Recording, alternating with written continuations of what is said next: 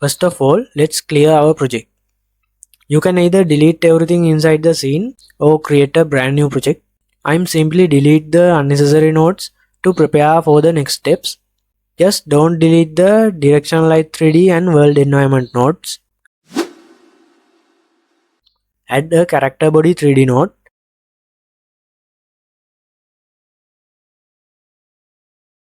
Rename character body 3D to player. Next, add these nodes as children of player. Mesh instance 3D, collision shape 3D, camera 3D.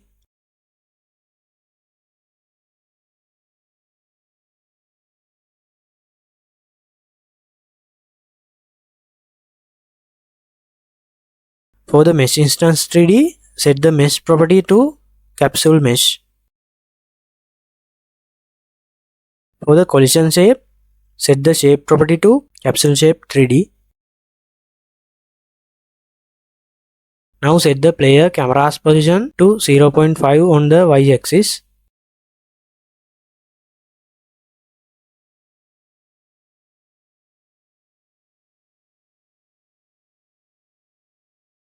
Next, select the player node and attach a script.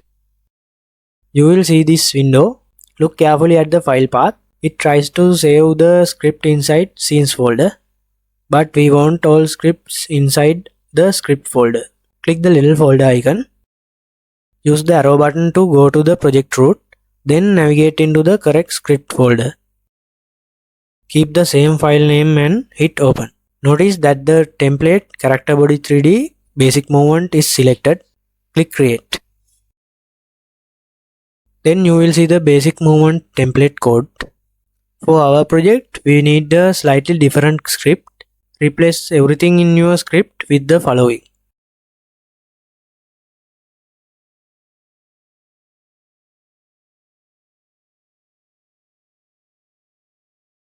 Switch back to the 3D view and press Ctrl S to save. It's a good time to save the player as a scene. We already did this before for the box. Right click on the player, click Save Branch as Scene. Carefully save it inside the correct scenes folder. Finally, it will look like this. To keep things simple, I prepared a small 3D island map for you. You can download it from this link.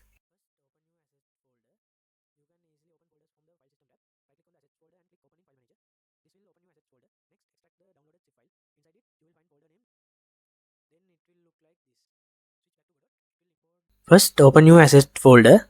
You can easily open folders from the File System tab. Right click on the Assets folder and click Open in File Manager. This will open your Assets folder.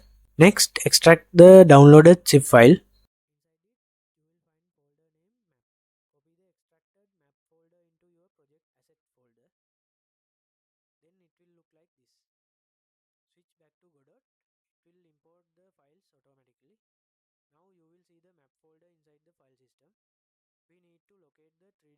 Inside it, you will find folder named map. Copy the extracted map folder into your project asset folder.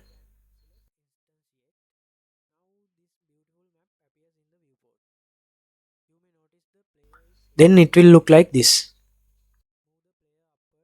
Switch back to Godot. It will import the files automatically. Now you will see the map folder inside the file system. We need to locate the 3D model file. Use the search box and type map. You will see map.gltf. Right click it and select instantiate. Now this beautiful map appears in the viewport.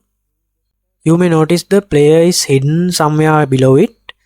Move the player upward so you can see it.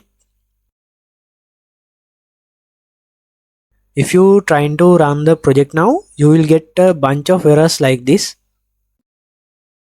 This is because we haven't created the input actions yet. Go to Project Settings. In the Project Settings window, switch to the Input Map tab. In the Add New Action box, type Move Forward and press Add. Repeat this process until you have these actions. Move forward, move backward, move right, move left, jump, etc. These names must match exactly because the script used these actions for the movement. Now click the little plus icon next to move forward action. A small window appears and waits for your input. Press W on your keyboard. Then hit OK. Now it will look like this. I also add the up arrow as a second key. So now move forward can triggered by W or up arrow. Repeat this for all actions. Once everything is assigned, it should look like this. Close the window. Now finally you can run the project. Walk around using WASD, look around with the mouse, and press ESC to exit the game. If you followed everything up to this point, congratulations, you now have your own working simulator.